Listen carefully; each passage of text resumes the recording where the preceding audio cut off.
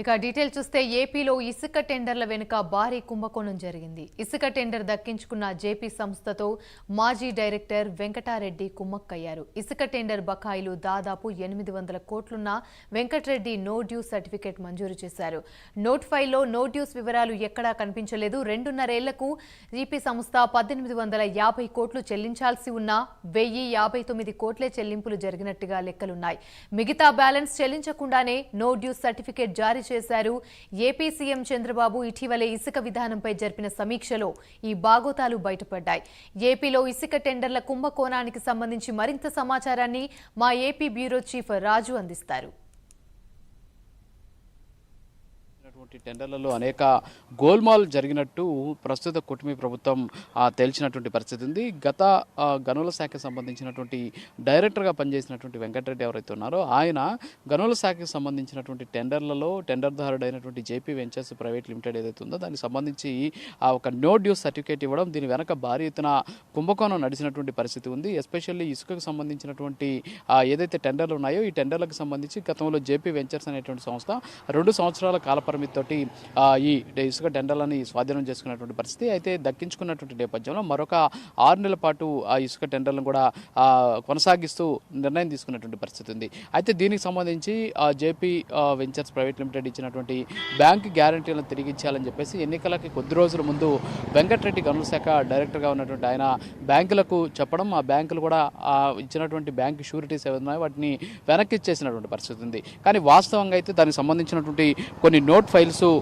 దాదాపుగా మాయమైనటువంటి పరిస్థితి. దాదాపు 800 కోట్ల రూపాయలు ఇసుక టెండర్కి సంబంధించినటువంటి బకాయిలను జేపీ వెంచర్స్ కావచ్చు, అంతేకాకుండా జేపీ వెంచర్స్ ద్వారా సబ్లీజ్కి తీసుకున్నటువంటి సంస్థ ప్రభుత్వానికి బకాయి ఉన్నప్పటికీ కూడా బకాయిలకు సంబంధించి వాళ్ళు తీర్చకుండానే నో డ్యూస్ సర్టిఫికేట్ ఇచ్చినట్టు తేలింది. దీనికి సంబంధించి ఇప్పటికే గనుల శాఖకు సంబంధించినటువంటి అధికారులు దీన్ని కూపీ లాగేటువంటి ప్రయత్నం చేస్తున్నారు. మరోపక్క ఇప్పటికే జేపీ వెంచర్స్ ప్రైవేట్ లిమిటెడ్ ఏదైతే ఉందో ఆ సంస్థకి నోటీసులు కూడా జారీ చేసిన పరిస్థితి. ఆ నోట్ ఫైల్ కనిపించట్లేదు. ఇప్పటివరకు కూడా ఏదైతే బకాయి ఉన్నటువంటి 800 కోట్లకు సంబంధించి ఏ విధంగా చెల్లింపులు చేశారో వాటికి సంబంధించినటువంటి పూర్తి వివరాలు ఇవ్వాలని చెప్పేసి జేపీ వెంచర్స్ సంస్థకి గనుల శాఖకు సంబంధించిన అధికారులు నోటీసులు ఇచ్చినటువంటి సిచ్యువేషన్. అయితే నోట్ ఫైల్ మాయమైనటువంటి నేపథ్యంలో నోట్ ఫైల్కి సంబంధించినటువంటి అంశానికి సంబంధించి ఇప్పటికే గనుల శాఖ అధికారులు కాస్త శ్రద్ధ పెట్టారు. దానికి సంబంధించినటువంటి కూపీ లాగేటువంటి ప్రయత్నం చేస్తున్నారు. అయితే నోట్ ఫైల్ ఎక్కడ కూడా ఈ నో డ్యూస్ అనేటువంటి అంశం కనిపించట్లేదు. మరోపక్క జనవరిలో ఎస్పెషల్లీ జేపీ ఇన్ఫ్రా సంస్థ ఇచ్చినటువంటి ఏదైతే బ్యాలెన్స్ షీట్ ఉంటుందో ఈ బ్యాలెన్స్ షీట్లో బకాయి ఉన్నట్టు పేర్కొంది. ఏదైతే ఆంధ్రప్రదేశ్ ప్రభుత్వానికి అలాగే గనుల శాఖకు సంబంధించి బకాయి ఉన్నట్టు జనవరిలో ఆ సంస్థ ఇచ్చినటువంటి ఏదైతే బ్యాలెన్స్ షీట్ ఉంటుందో త్రైమాసిక లెక్కలు ఏవైతే ఉంటాయి వాటికి సంబంధించి దాంట్లో డ్యూస్ ఉన్నట్టు చెప్పినటువంటి పరిస్థితి. అలాగే ఏప్రిల్ నాటికి అంటే కరెక్ట్గా 3 నెలల తర్వాత మరో 3 నెలలకు సంబంధించి త్రైమాసిక లెక్కలకు సంబంధించి ఇచ్చినటువంటి బ్యాలెన్స్ షీట్లో బకాయి లేదు అని చెప్పేసి నో డ్యూస్ సర్టిఫికేట్ ఇచ్చారని చెప్పించినటువంటి పరిస్థితి. కానీ ఎక్కడ కూడా ఆ బకాయిలు ఎలా చెల్లించారు అనేటువంటి వివరాలు ఎక్కడ కూడా లేదు. కేవలం సబ్ కాంట్రాక్ట్కి తీసుకున్నటువంటి సంస్థ బకాయిలు లేదు, సో మేము కూడా బకాయిలు లేము అని చెప్పేసి వాళ్ళ బ్యాలెన్స్ షీట్లో పేర్కొన్నటువంటి పరిస్థితి. సో వీటన్నిటిని చూస్తుంటే అనేక అనుమానాలు కూడా వ్యక్తమవుతున్నాయి. ఎస్పెషల్లీ 2.5 ఏళ్లకు సంబంధించి మొత్తం 1850 కోట్ల రూపాయలు జేపీ సంస్థ కావచ్చు, అంతేకాకుండా జేపీ సంస్థ తరపున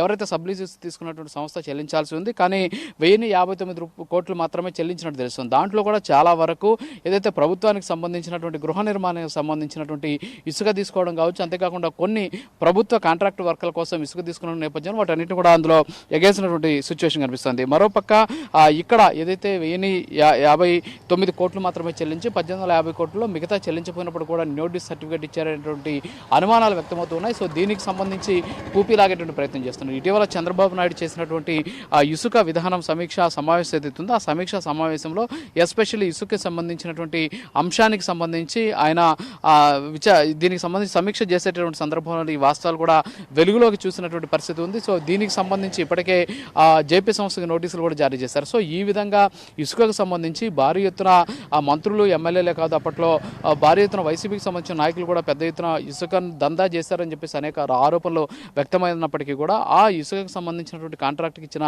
సంస్థ కూడా ప్రభుత్వానికి చెల్లించాల్సినటువంటి బకాయిలు చెల్లించలేదు. దానికి సంబంధించి నోట్ కోర్టు ఫైల్ మాయం అవ్వడం వెనక చాలా పెద్ద తతంగా నడిచిందని చెప్పేసి ఆరోపణలు వెలువెత్తుతున్నాయి. ఇప్పటికే గనుల శాఖకు సంబంధించినటువంటి మాజీ డైరెక్టర్ మీద అనేక ఆరోపణలు వ్యక్తమవుతూ ఉన్నటువంటి నేపథ్యంలో దానికి సంబంధించినటువంటి పూర్తి వివరాలు కూడా రాబట్టేటువంటి ప్రస్తుతానికి కూటమి ప్రభుత్వం చేస్తూ ఉన్నటువంటి పరిస్థితి. సో మొత్తానికి ఇసుక నుంచి ఆ తైలం తీసి కోట్లాది రూపాయలను కాజేసినటువంటి వైసీపీ ప్రభుత్వం ఇప్పుడు ప్రభుత్వాన్ని చెల్లించాల్సినటువంటి నిధులు ఎగవేతకి కూడా ఆ కంపెనీలకి ఎంత స్థాయిలో చేతులు మారాయనే దాని మీద కూడా అనేక ఆరోపణలు కూడా వ్యక్తమవుతున్నటువంటి పరిస్థితి. సో దీని మీద కూటమి ప్రభుత్వం అయితే ప్రస్తుతానికి దృష్టి కేంద్రీకరించినటువంటి సిచ్యువేషన్ కనిపిస్తుంది.